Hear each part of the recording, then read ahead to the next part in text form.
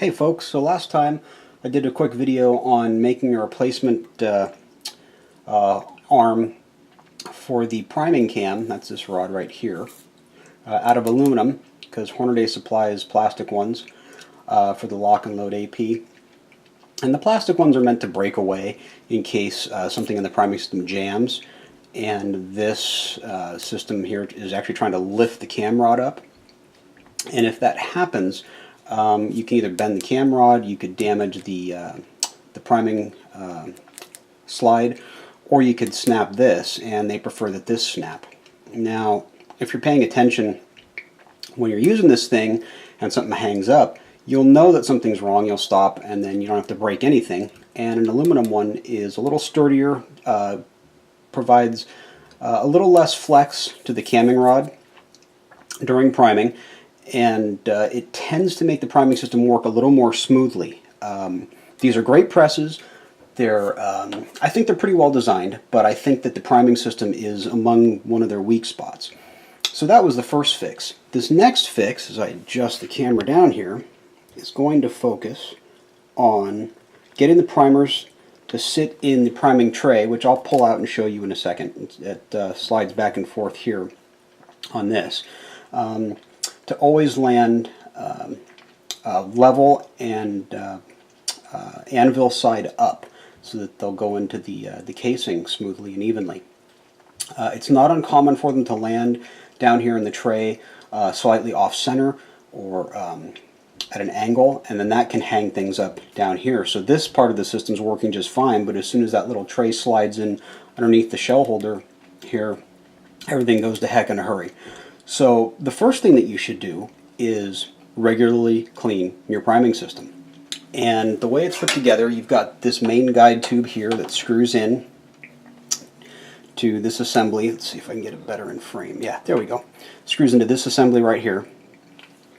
And this tube, which slides down inside, this is what actually holds the primers.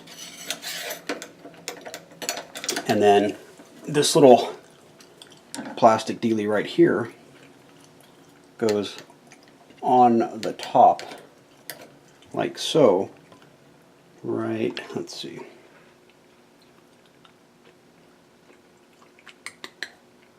right there, and that centers the inner tube so it doesn't wobble around. So first thing we do, take those pieces apart and we want to inspect them. Want to make sure that this is nice and clean inside, because primers will dust and they'll leave residue, and that can cause them to hang up as they're slowly either dropping down the tube as you're loading it initially, or as they're just sort of sliding down the tube one at a time during priming. And then we also want to take this tube off, the main tube, which just unscrews, and make sure that it's clean as well. And the reason we want to make sure that it's clean is that any residue that's inside of it can make its way into the actual primer tube. And as you can see here, let me put these things down and come back out on the zoom. You can see right here that although this tube, the smaller inner tube, does sit down in there, it's not a perfect fit. So any debris that's on the inside the outer tube can make its way down in there, and that can cause all sorts of problems. So first thing we do is we make sure it's nice and clean. You do that by just holding up to a nice bright light, and I'm going to see if I can get the camera to show this. I don't know if it will though. Yeah, it's not that great, but at this end you can see a little bit of debris and dust in there, and at the other end you should be able to see the same. You can see a little bit more debris and dust in there, so we want to get that cleaned out.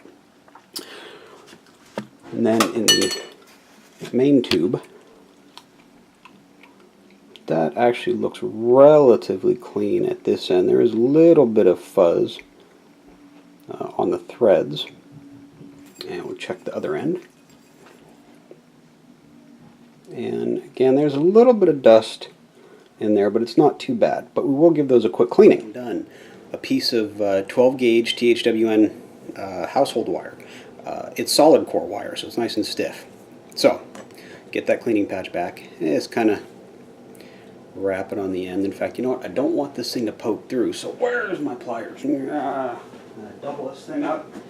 There we go. Alright, so here we go. Just going to take these, just kind of give that a quick double over like so.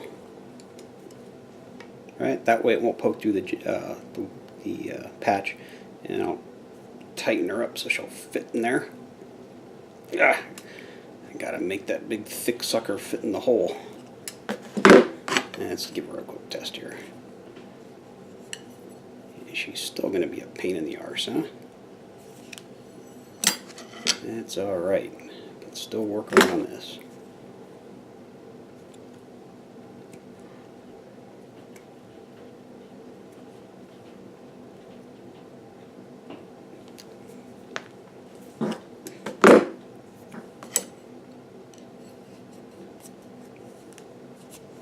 Alright, that's all we need.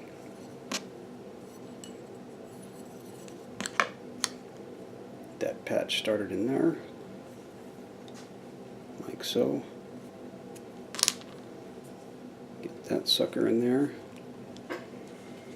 like so.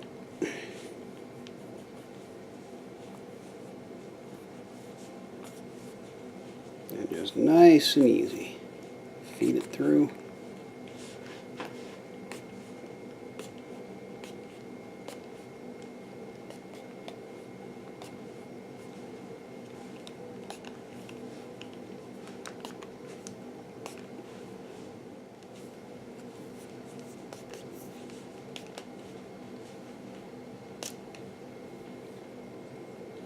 And you can see, just on one pass, a nice tight pass I might add, all the crap that just came out of there. So that stuff's not going to help matters any when you're trying to drop primers in or have them work down nice and easy. Alright, so we'll get that out. And take another look-see there. And I'm actually using the light of the viewfinder. Yeah, nice and clean now. It's a little hard to see. I don't have a good light source behind me, but working backwards, you can see it's a lot shinier and brighter and pretty and sparkly. That's what we want. We want clean. All right, so now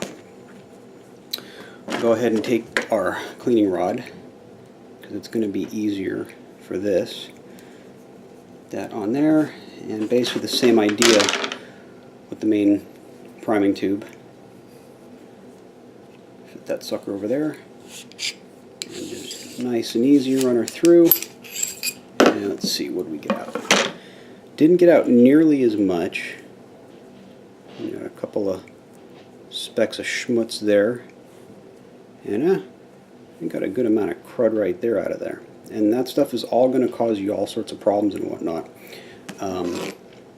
working its way down into the priming system.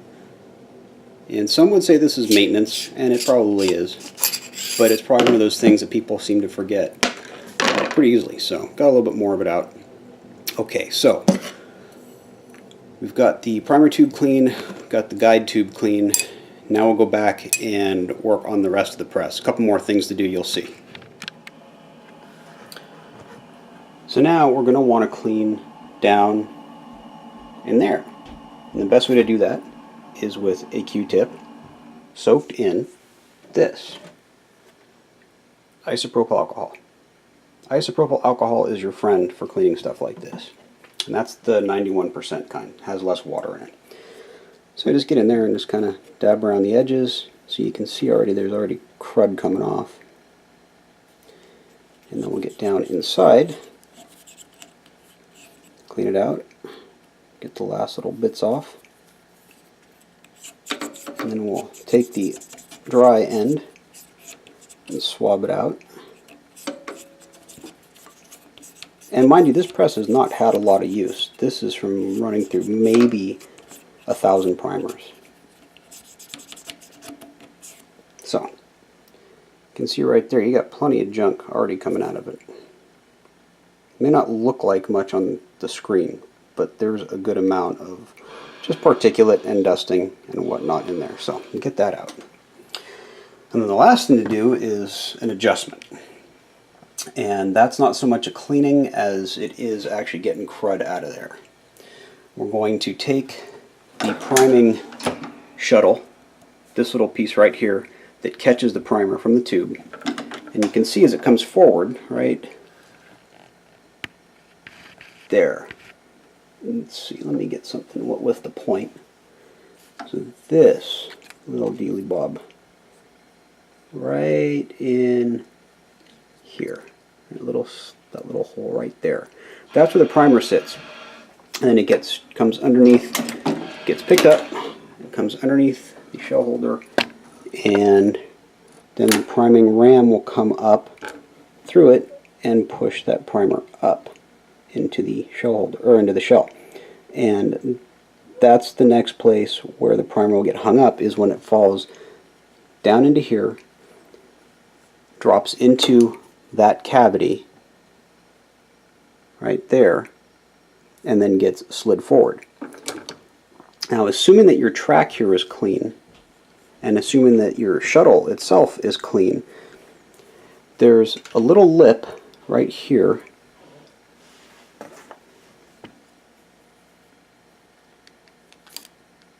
in that cavity. And you can feel it with the fingernail, you can even feel it with the tip of this pencil.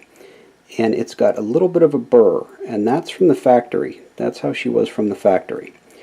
So what we're going to do is we're going to take that part out. We're going to take our trusty chamfer and deburr tool, and we're going to just gently break that burr away, put a very slight chamfer on the inside of that, and your problems are going to go away. How do I know this? Because I have two of these and I've already done it with one, and it worked like a charm. It worked so much better. So this is just the other one for purposes of this video to show you guys how to do it, so you can hopefully solve the problems that you're having with your lock-and-load APs as well. So to get that shuttle out, you'll see that there's a little guide wheel here with a spring that attaches to it, and that's what helps it return back this way when you lower, or when you raise the handle on the press. So all we have to do is on the back side, you can see how it's looped around. Hopefully you can see that right there. Just grab the spring, easily pull it forward and away, and gently ease it back so it doesn't go flying off anywhere, and it'll just kind of hang out right there. Okay, so let's leave that there, and out comes the shuttle piece. Easy peasy. So before we go completely nuts with the chamfer and deburring tool, we can take another Q-tip and just kind of clean that out. Get rid of any debris and crud that's on there. Check the bottom of it where it slides. Clean that out. Right. Nice and easy. Nothing too special. And you can see they've actually got this side of it chamfered, but that's not the side that accepts the primer. That's actually the side that sits down like that. And that right there is to guide the priming ram up through this nice and easy. You'd think that they would have kind of gone with the same thing for the business end here, but they didn't. So try and do this in frame. Handy tool, and just a few turns. We just want to break that burr. We don't want to remove too much material. Just want to clean it up. I want to keep it as square and at a 90-degree angle. Should show up okay there. Just like that, as we can, to the piece. Just, you know, a half a dozen, maybe a dozen turns, depends on how bad your burr is. And when you run your finger over it or your thumb, you should feel that burr either be gone or starting to go away. And it's mostly gone over here, but there's still just a little bit of it here on this end. So we're just going to kind of tilt that a bit and try and get a little bit more. There, all gone. That's it. I mean, it's almost imperceptible to the eye. The way you'll know for sure that you've done it is by feel. You'll feel that that rough edge, that burr is gone now. And that's going to make all the difference. If you really want, now some people's tools might not take that burr off cleanly. They might actually leave some gouges in there and take the burr off, but then leave sort of some gouge surfaces just below that burr. If that's the case, some 600 grit sandpaper, wet dry, and a little bit of light oil. M Pro 7 will do. It's just something that I had handy on the bench. 3-in-1 will work. 530 motor oil will work. Just the light oil, and get the sandpaper damp with the oil and just run it along that edge there until it's cleaned up, if you want, and you'll be golden. You'll be good to go. And that's all it takes. Reassemble your priming system and start reloading, and you should notice a lot better performance with feeding primers and seating primers going forward.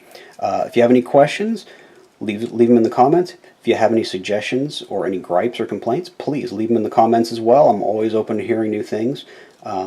It's how I learn. It's how everybody learns. This is, this right here, believe it or not, this is a big, giant Lego set for adults. That's all it is it's just Lego. It's nothing overly complicated. And the more you take it apart and fiddle with it, the more you're going to learn about it, and the better you're going to do at finding the bugs and fixing the bugs, and then being able to tell other people how to fix the bugs. And you build that sort of general knowledge, and everybody learns and everybody progresses. So have fun, be safe, and I'll see you soon.